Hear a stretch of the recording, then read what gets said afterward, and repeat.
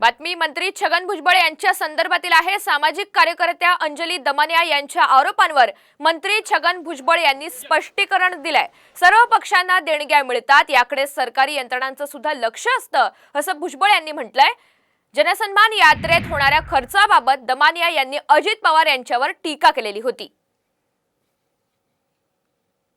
हे तुम्हाला त्यांच्या शिक्षणाबद्दलचे डिटेल्स, ते काही 10वी पास अर्थमंत्री नाही आहेत जसे आपले महाराष्ट्राचे अर्थमंत्री आहेत। संवाद यात्रा काय जनसन्मान यात्रा ती जेव्हा सुरू झाली आणि त्या पिंक मोठ्या मोठ्या गुलाबी बसेस बघितल्या, त्यांची गुलाबी जॅकेट्स बघते, माझ्या मनात हा नेहमी प्रश्न पडतो, हा पैसा येतो कुठून?